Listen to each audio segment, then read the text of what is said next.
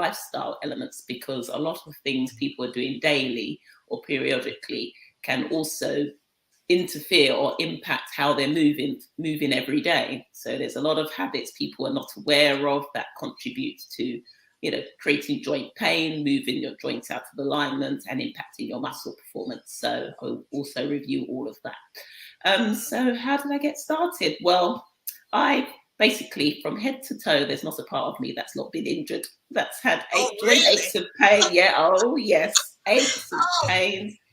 Just every part of me has probably struggled in the last, I don't know, probably started when I was probably about, 25, so mid-20s started. So basically I've done a lot. I did exercise all through school, when I left school, college, university, and then through my working life in finance. So that's 20 years in finance I spent. And there wasn't a year where there was something going on, like bulging disc in lower back, had shoulder issues, knee, ankle, wrist, elbow, and jumping. If I may ask, why was that? Are you sort of accident prone, or this is just what's happened to you in life? Oh, I'll come into that. Yeah, I'll come into that. But yes, I've had go through various different rehabs, but nobody could really explain why there were so many, time after time, because exercise is supposed to be good for you, right?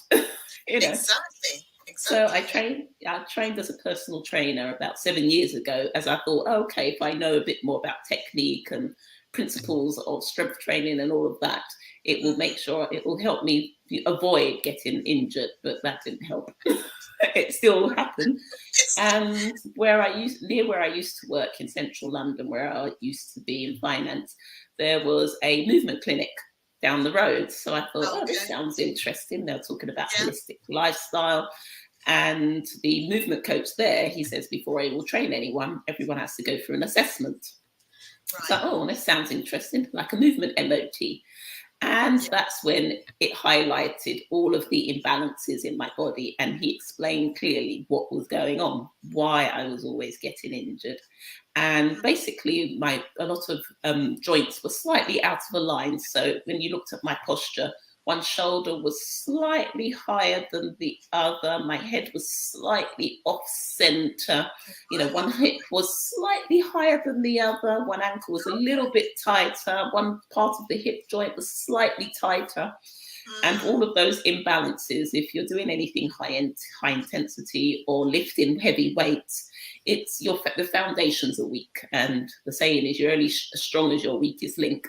So it's like having a table and one leg is always shorter and you're wondering why. So that is kind of what was happening in the body. And then I said, this sounds really interesting. And he explained the principles of movement science, the courses I need to go on to sort of get more into this area of study. And so that started me on that journey. And I took a break from finance to work in a gym. That was 3 years ago, and then obviously I've not been back. So the bug just kind of hit you. Exactly. So that sort of sent me on this new journey. So it's a lifelong study journey. Study, put into practice. The more clients you work with, the more exposure you get to all of the differences and the imbalances in the body, and the more people you can end up helping. But it's very interesting. Very interesting. Yes, indeed. I guess like me as well too. Like I was working all kinds of hours, like that God sent, more or less. I was working those hours, but then I ended up with fibromyalgia. So then I realized I've got to put health to the forefront of my business. If you can't be functional and keep going and working and keep moving, you're just not able to keep working.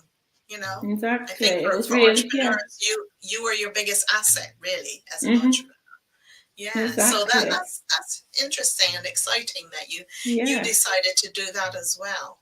Yeah, so I know how much working with a movement coach benefited me, and it's a case of people don't know about all of these areas of joint health, and it's not just there are so many other professions and practitioners that are in the joint health arena, but a lot of people don't know how they help. So I guess that's where I'm going with my business as well. It's like holding workshops, so it's speaking about all of these topics and areas, and getting guest speakers, just like you have guest speakers on your show, and it's sharing all of this information with everyone to know that there is so much help out there that they can sort of, they can move themselves forward.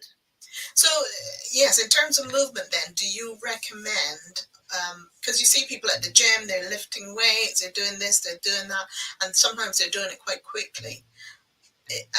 So do you recommend fast movement or slower movement?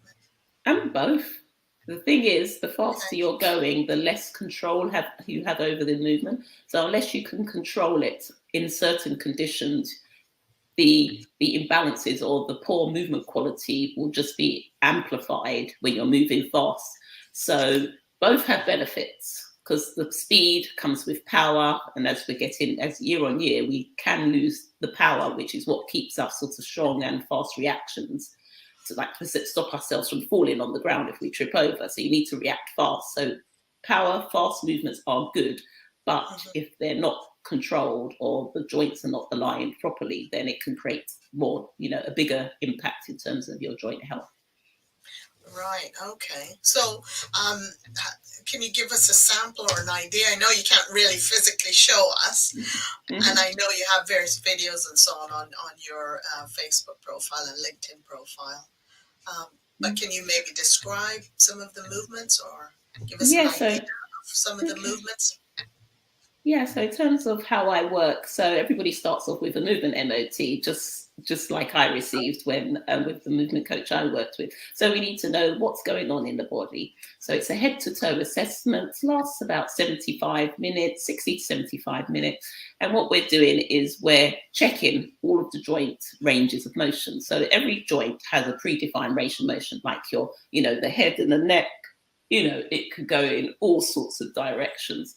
And the problem is, if one side you can only tilt it to here, and then the other side you can go a lot further, there's obviously an imbalance there. So we need to know what's the difference between left and right, because in the body, for every action, there's a reaction. So if certain muscles are too tight, then others have been lengthened and potentially weakened.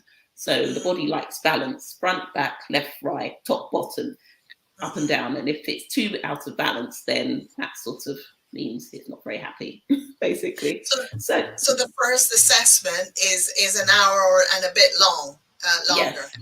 And it's insightful. So it's And what, so you ask questions, or you go through a physical check of people? Just what I've done. So it's a case of tilt your head to one side, to the other. Is this feet really tight? Are you getting shooting pains down the arm? Where else are you feeling it? If you say, oh no, it feels similar, fine, then move on. Then it's a case of the shoulder joint. So the shoulder joint and then the shoulder blade at the back, because they work in unison. So a lot of people sitting all day, hunched over their desk or looking at their phone, looking down, it sort of tend to sort of close off the muscles at the front. They get a lot shorter and they get tighter. The problem with that is when something's happening at the front, some opposite is happening at the back. So the muscles can get longer and weaker and not able to support how the shoulder complex moves. So it's a case of, are the muscles at the front too tight? I'll ask you to, go into certain moves, and you'll say, oh yes, that's really tight, or I'm feeling it here.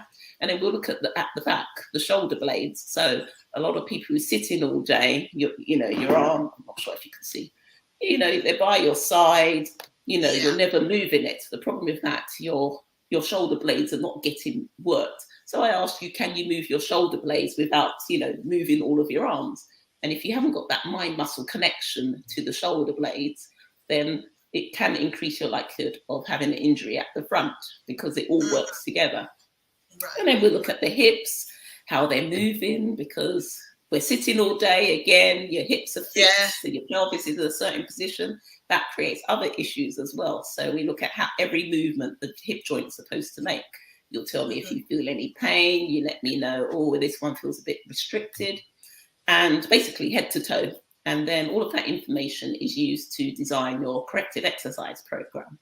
So it's the items inside will be some stretches, some joint mobilization, and some muscle activation, and some strength work. And all of those elements are used to try and rebalance the body back to baseline.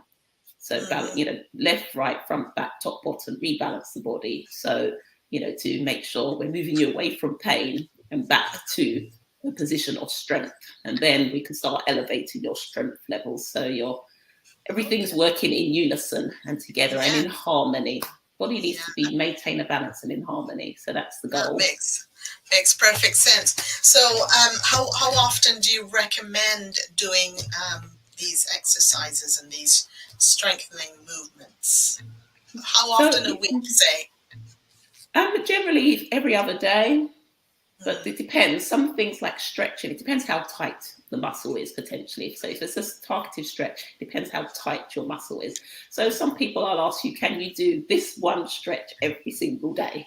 For other people, it's like, okay, if you work this program every other day, that'd be fine. But I also I might give them a list of 6 exercises, but I'll say prioritize items A and B, because everybody's busy. So I understand you're tired, you forget. So if you think, oh, I have to do all these exercises, I'll say, just do 1 or 2, because something, in this instance, something is always better than nothing.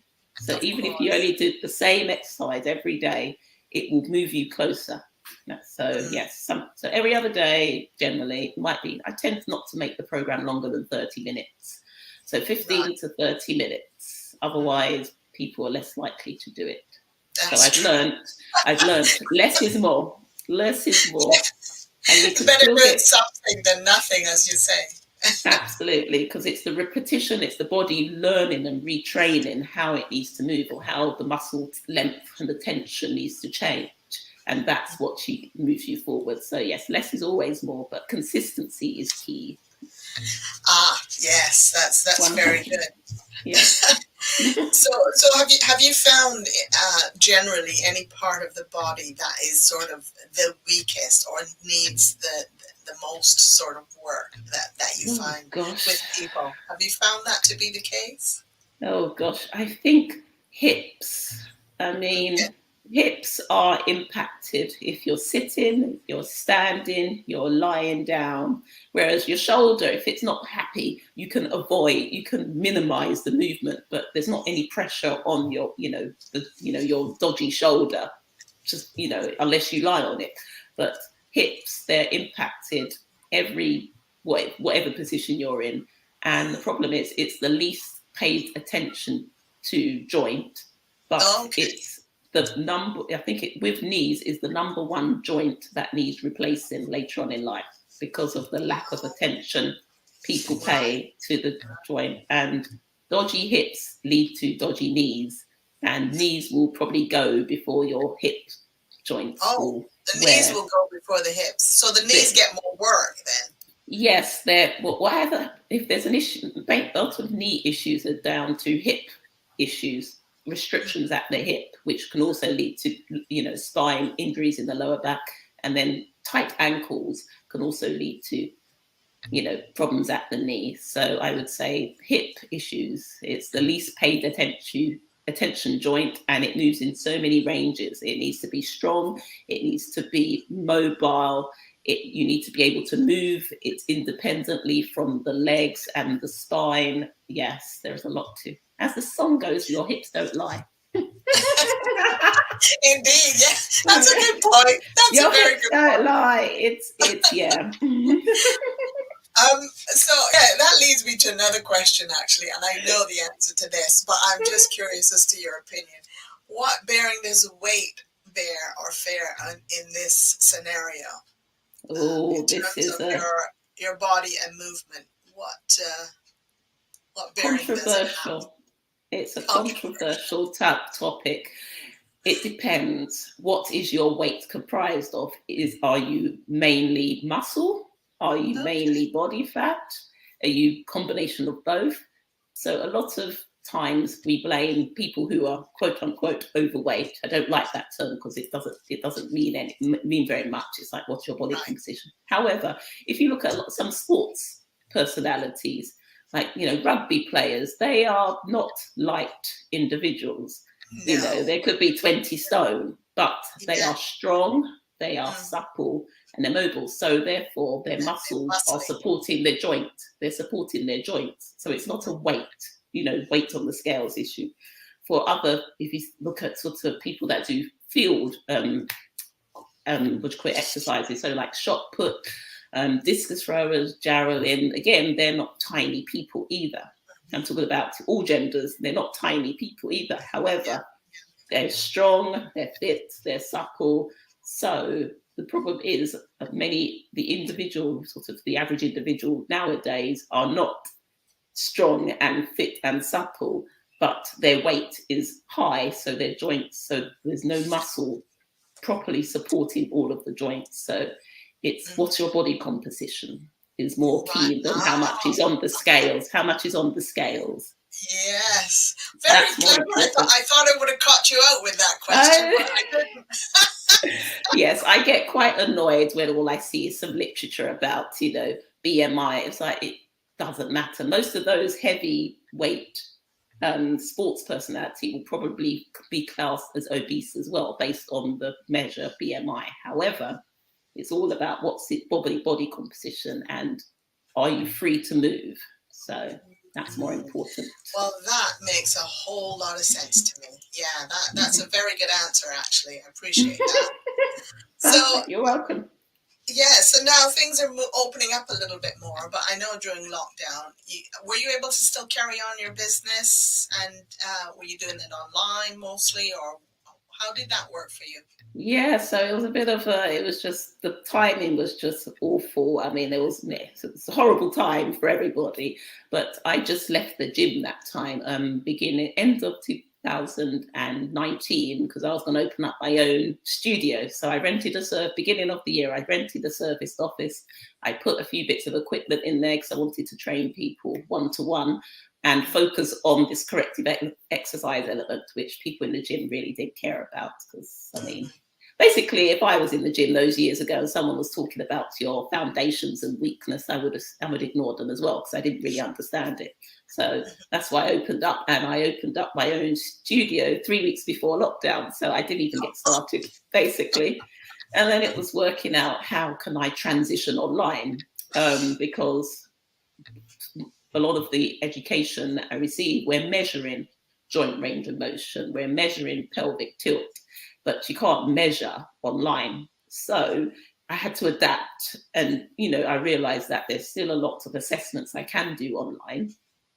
And actually, it was better, because if I can see it online, it means it's probably worse than what it's worse than, in person. And also it allowed me, to sort of really focus on the key areas, because I could really see it online and what people were telling me. So I had to adapt like everybody else. So it was online. And then now this year is all about getting back in person and having a movement clinic and moving that forwards in my local area, but still having an element of online, because it quite works with the weekly check-in sessions with your clients. Sure, yeah.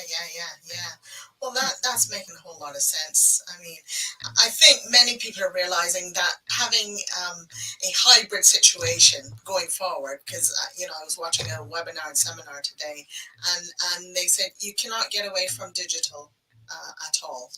Everything's changed. We must do some kind of element of online as well as, in person events, etc.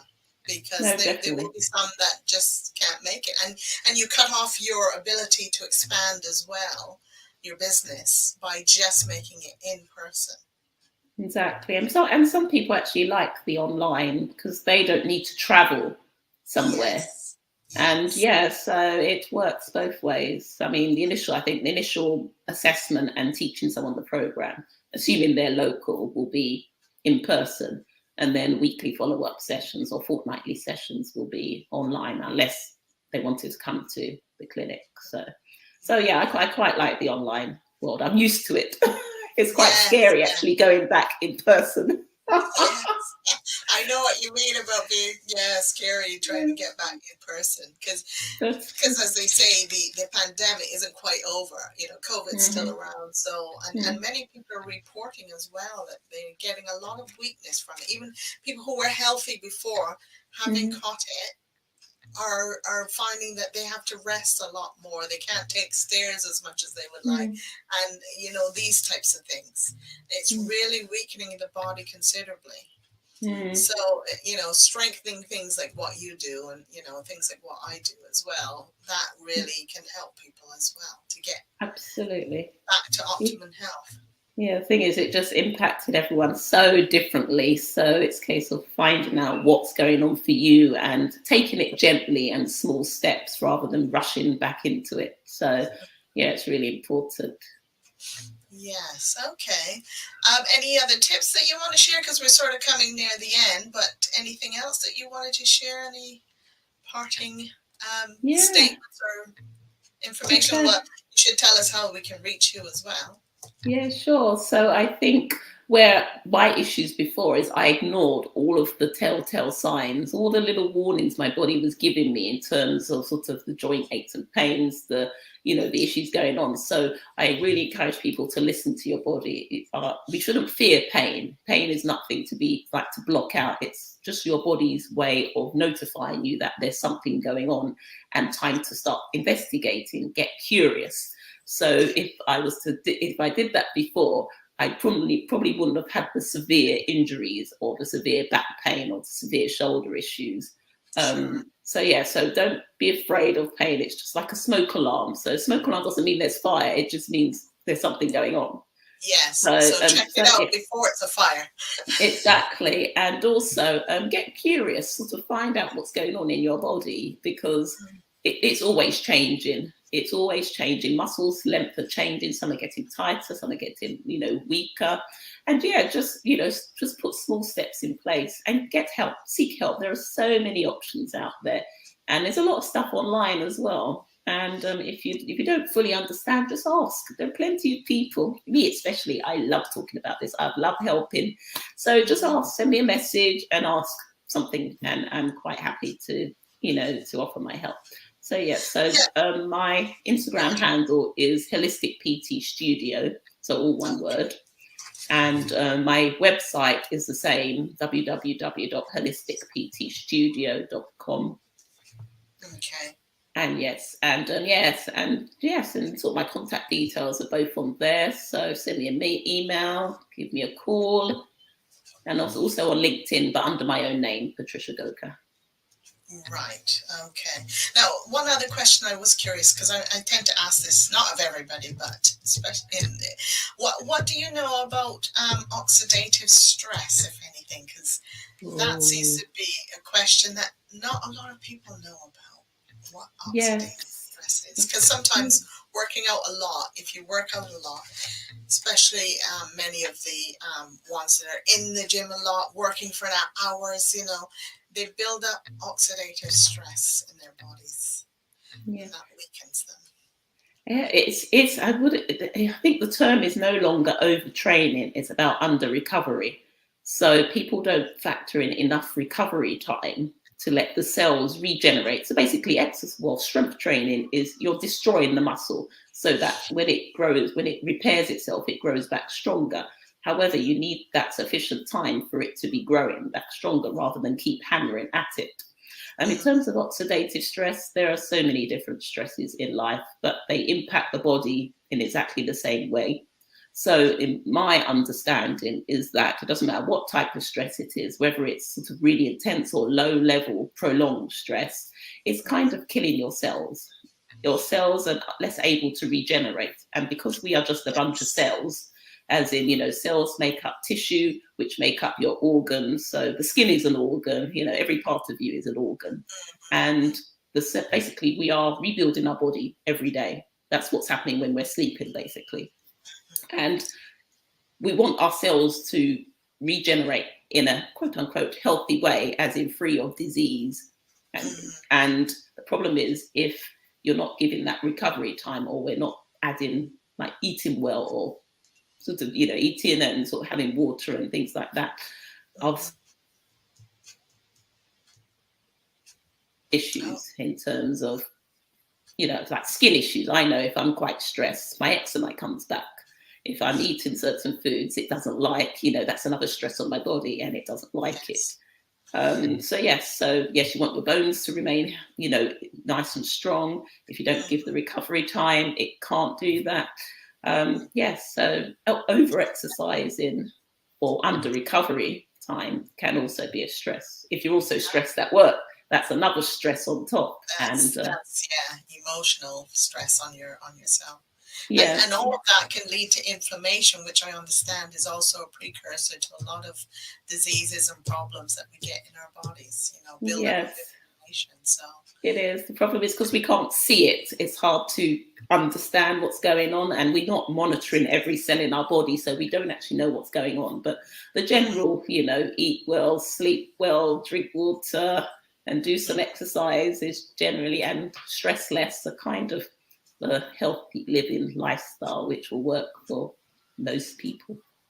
yes, and not overdo it, as you say as well. Everything in moderation. Exactly. I was just going to say that you took the words out of my mouth, but Even moderation needs to be in moderation.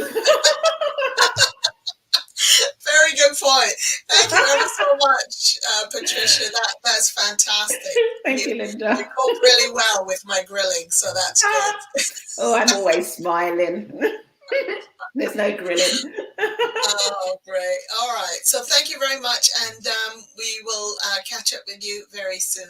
And definitely, if anybody wants to get a hold of us or find out any information about what was discussed today, please feel free. You can email me at strictlyhealthyuk.co.uk or get in touch with Patricia, and I'll post the details in the video for replay for those who want to catch up on this. So thanks very much, and we shall catch up with you very soon. Thank you very much, Linda. Much appreciated. You're welcome. Bye. Bye. That was Patricia Goka. She shared some excellent tips with us about how we can look after ourselves through movement therapy. She's a movement coach. So thank you for joining us. Join us again, same time, same space, 4 p.m. generally on a Thursday, and other times will be announced. Thanks again. Bye for now.